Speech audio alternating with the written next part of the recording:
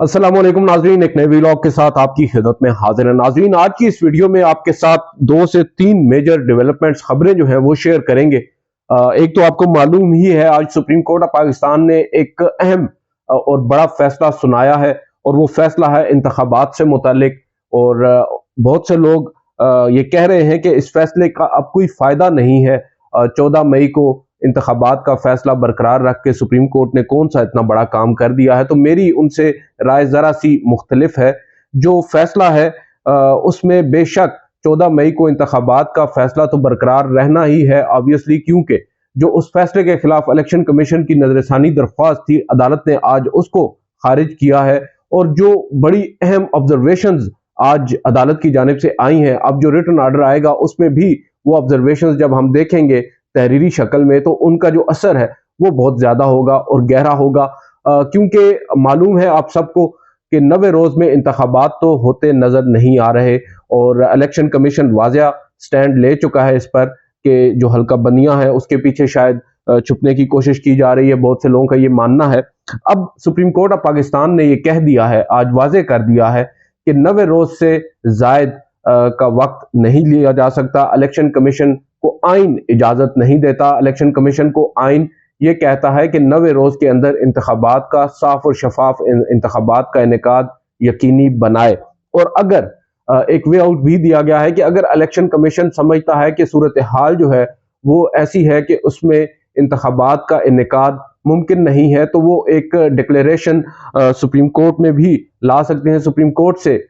इस पर मुआवनत हासिल कर सकते हैं, और हम यहाँ पर बैठे हैं, हम आपको बताएंगे तरीकाकार क्या होता है। बहरहाल अब उस फैसले का हम इंतजार करते हैं, और उम्मीद है उस फैसले के बाद को बहुत से लोग ये दावा कर रहे हैं कि नेक्स्ट वीक में जो सुप्रीम कोर्ट में हाल ही में सुप्रीम कोर्ट बार एसोसिएशन के सदर की जानिब से दायर एक दरख्वास्त सामने आई थी, जिसमें इंतखाबात 90 रोज में कराने का कहा गया था, एक फ्रेश पिटीशन है और मौजूदा जो सूरत हाल है इससे मुतालिक है, अदालत उसको भी टेकअप कर सकती है। मैंने आपको बताया था गुज़िश्ता वीडियो में भी किस तरह अली जफर साहब ने भी इसी जानिब इशारा दिया, और अब मामलात उसी जानिब हमें बढ़ते नजर आ रहे हैं। देखते हैं उसमें क्या होता है। एक और इंतहाई अहम मुकदमा आज सुप्रीम कोर्ट में ज़ेर समाअत था। हमें तवक्को ये थी कि आज अदालत हेयरिंग कंक्लूड कर लेगी। गुज़िश्ता रोज भी चीफ जस्टिस का इरादा यही था, जिसका उन्होंने बरमला इजहार भी किया। ताहम मखदूम अली खान साहब के जो आर्ग्यूमेंट्स थे वो काफी इन लेंथ थे, और आज उन्होंने कंक्लूड करने का कहा था। बहरहाल आज उन्होंने तो अपने आर्ग्यूमेंट्स कंक्लूड कर लिए, मगर अचानक से इमरान खान साहब के जो वकील हैं ख्वाजा हारिस, उन्होंने गेम बिल्कुल ही पलट दी है। मेरी दानिश में उन्होंने एक ऐसा नुक्ता आज उठाया कि इस केस में दोबारा से आप कह सकते हैं कि जान सी आ गई है, और अब मजबूरन चीफ जस्टिस को समाअत कल तक मौखर करना पड़ी, और कल ऐन मुमकिन है कि फैसला महफूज हो जाएगा, जो कि जल्द ही सुनाया भी जा सकता है। अगर इस हेयरिंग की जानिब आए तो आज आपको बता दें, इस हेयरिंग में बड़ी ही आप कह सकते हैं कि गुफ्तगू जो है वो बड़ी आप कह सकते हैं दिलचस्प हुई है। सबसे अहम सवाल जो आज मखदूम अली खान साहब के सामने था वो ये था कि जो कानून साजी है, नैब तरमीम है, इनका इतलाक रेट्रोस्पेक्टिव कैसे हो सकता है, यानी माजी से इनका इतलाक कैसे हो सकता है। तो उस पर जो मखदूम अली खान साहब हैं उनके आर्ग्यूमेंट्स आप सुन लें। उन्होंने कहा कि जो आइन की मंशा है वो बिल्कुल वाज़ेह है, और कानून साजी के माजी से इतलाक की आइन में कोई ममानियत नहीं है। यहाँ पर उन्होंने जस्टिस मुनीब अख्तर के एक फैसले का हवाला दिया, जिसमें मुनीब अख्तर साहब ने यह करार दिया है कि माजी से इतलाक होने वाले जो कवानीन हैं उनको कलअदम करार नहीं दिया जा सकता। और फिर उन्होंने कहा, एक और मिसाल दी उन्होंने यहाँ पर, कस्टम एक्ट की सेक्शन 31 का इतलाक माजी से किया गया, और सुप्रीम कोर्ट ने उस फैसले की या उस अमल की तौसीक की। और यहाँ पर जो बेनामीदार है उसका मामला फिर ज़ेर बहस आया, और उसमें जो चीफ जस्टिस ऑफ पाकिस्तान है उन्होंने कहा कि चलें, आपका पॉइंट हमें समझ में आ गया है रेट्रोस्पेक्टिव पर, अब हमें यह बताएं कि बेनामीदार से मुतालिक जो तरामीम की गई हैं नैब के अंदर, उस पर जरा हमें दलाइल दें। और चीफ जस्टिस ने कुछ अहम ऑब्जर्वेशंस दी हैं, वो आपके गोश गुजार करते हैं। उन्होंने कहा कि बेनामीदार रेफरेंसेस में बुनियादी केस आमदन से जायद असासाजात का था, نیب قانون میں بے نامی دار کی تاریخ ہی تبدیل کر دی گئی ہے۔ اب یہ لازم قرار دے دیا گیا ہے کہ پہلے پروسیکیوشن ثابت کرے کہ کرپشن کے پیسے سے بے نامی جائیداد بنی یا نہیں بنی، اور اس کے بعد انہوں نے یہاں پر کہا کہ نئے قانون کے مطابق بے نامی جائیداد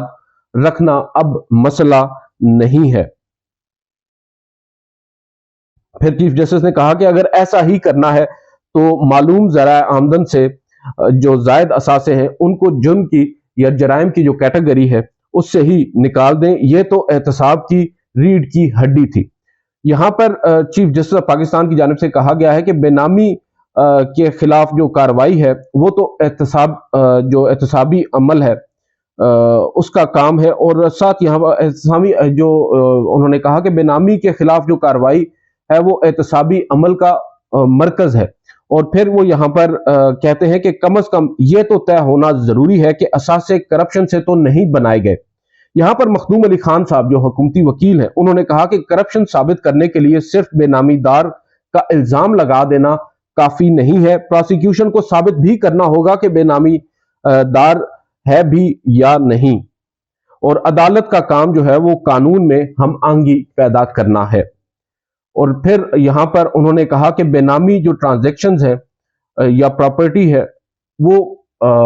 کرپشن کے زمرے میں نہیں آتی، یہ ہے ہمارے حکومتی وکیل مخدوم علی خان صاحب، اور یہ ان کا موقف ہے۔ چیف جسٹس نے یہاں پر کہا پھر کیونکہ بے نامی کا بھی نقطہ جو ہے وہ بھی اس کے اوپر بھی آرگیومنٹس ہو گئے، اس سے قبل ریٹروسپیکٹو پر ہو گئے، اور اس کے بعد معاملہ آیا بنیادی حقوق کا۔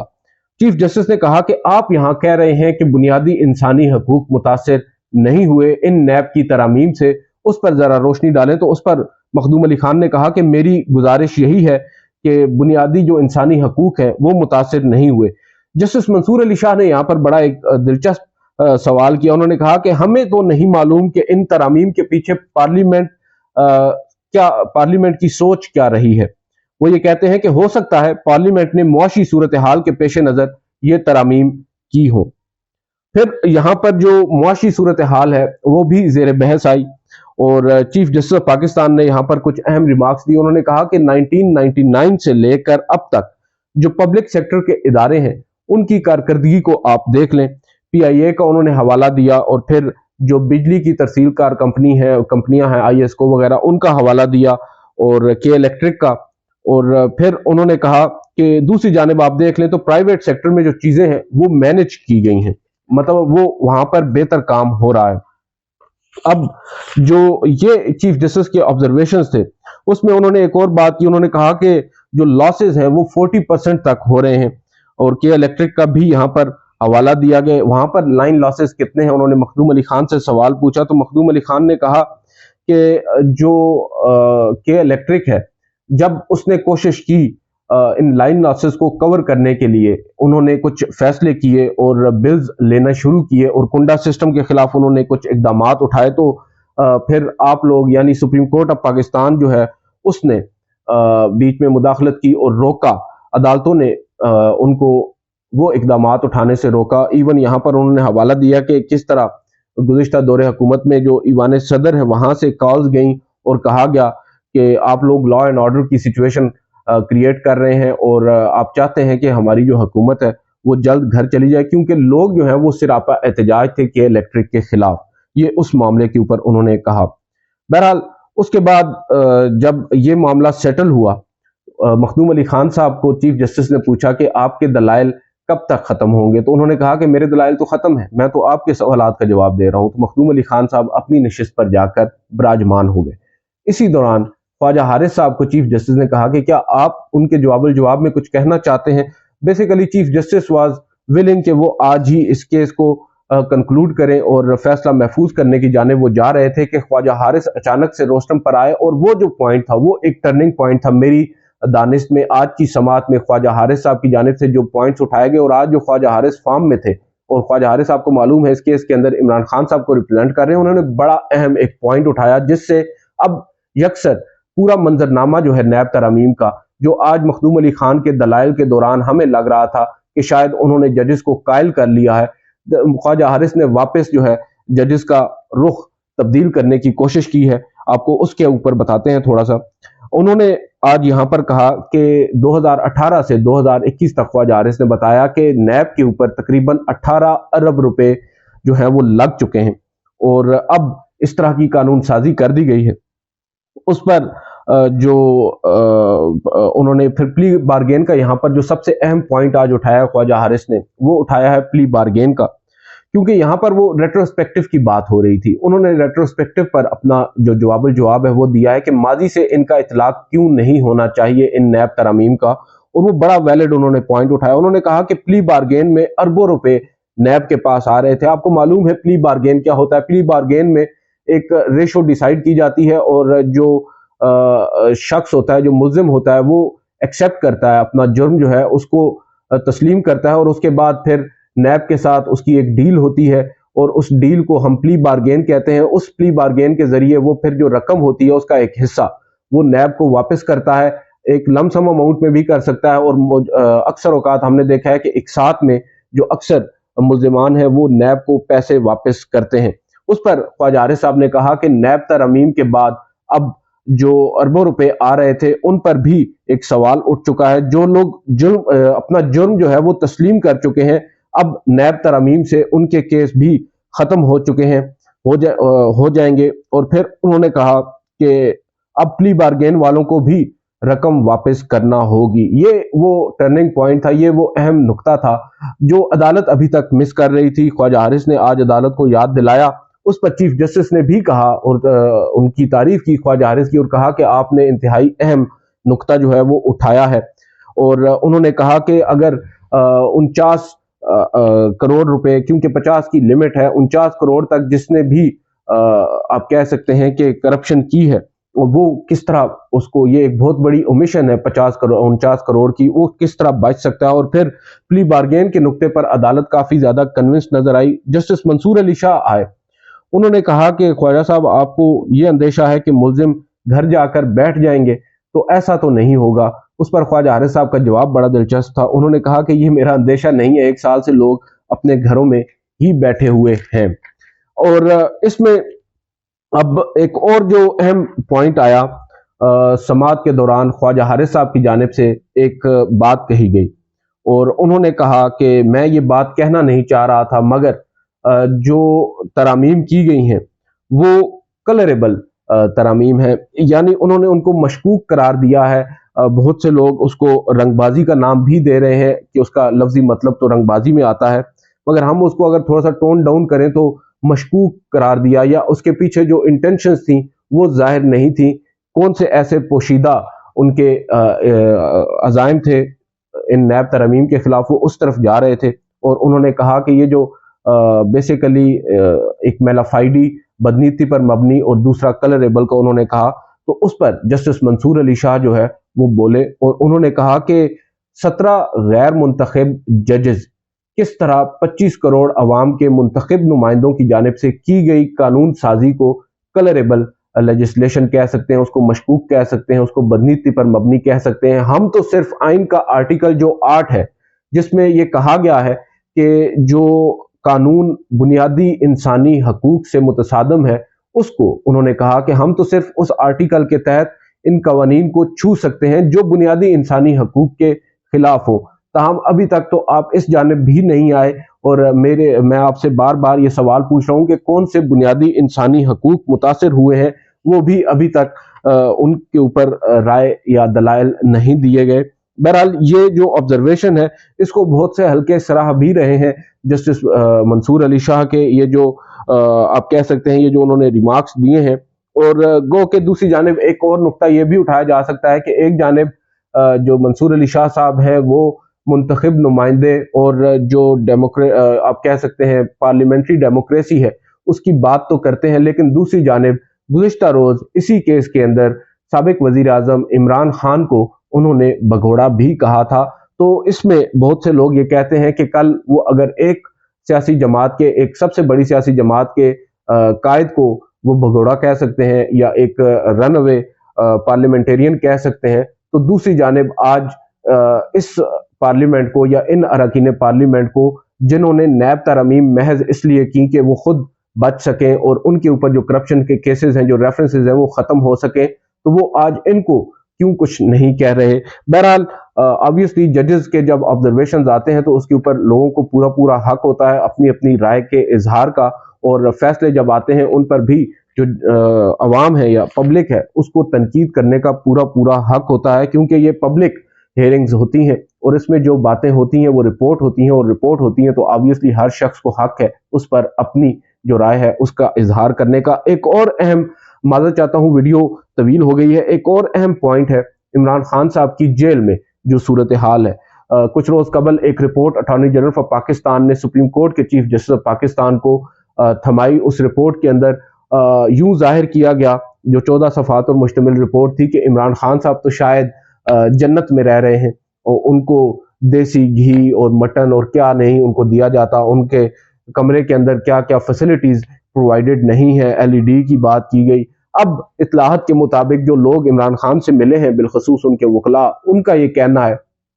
کہ اول تو عمران خان صاحب کو کوئی مٹن, کوئی دیسی گھی, دیسی مرغہ دیسی گھی میں تیار کر کے نہیں دیا جا رہا. عمران خان صاحب کو صرف دال روٹی ہی دی جاتی ہے, اور ایک کا دن ہفتے میں شوربے والا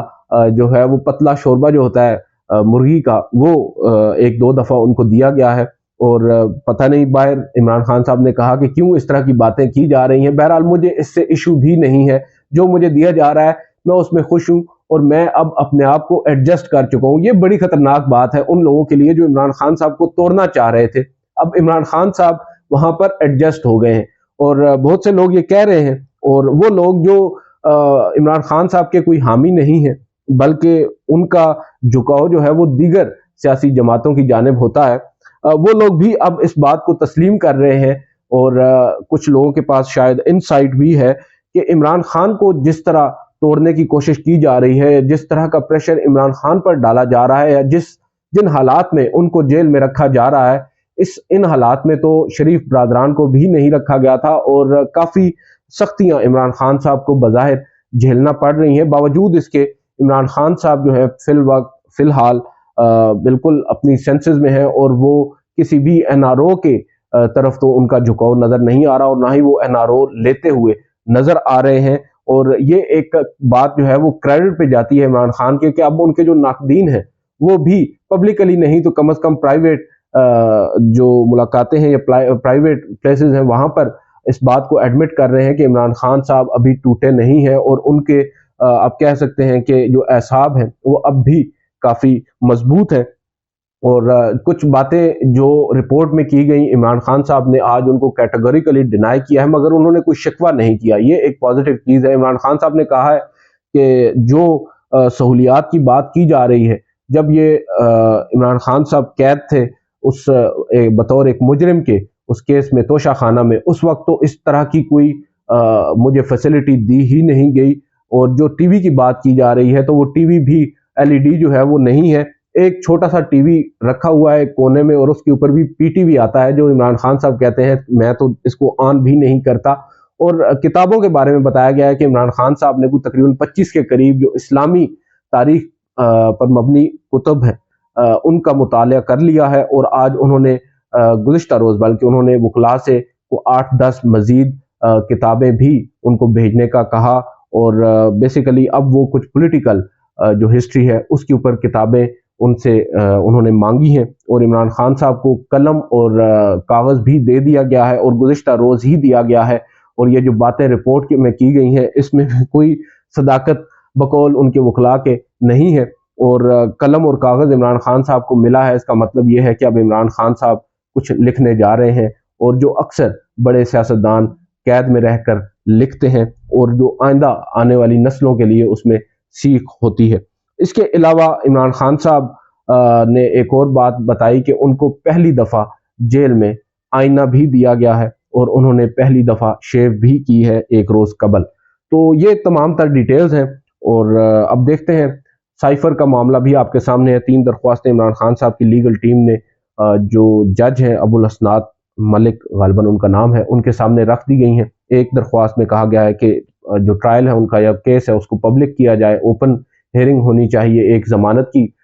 درخواست کی گئی ہے, اور اسی طرح انہوں نے اب 3 درخواستیں کی ہیں. دیکھتے ہیں وہاں سے اگر ان کو ریلیف ملتا ہے, ادروائز پھر آبویسلی وہ اسلام آباد ہائی کورٹ سے رجوع کریں گے. آج کی اس ویڈیو سے اتنا ہی. آپ سے اب نیکسٹ ویڈیو ملاقات کریں گے. اجازت دیجیے. اللہ حافظ.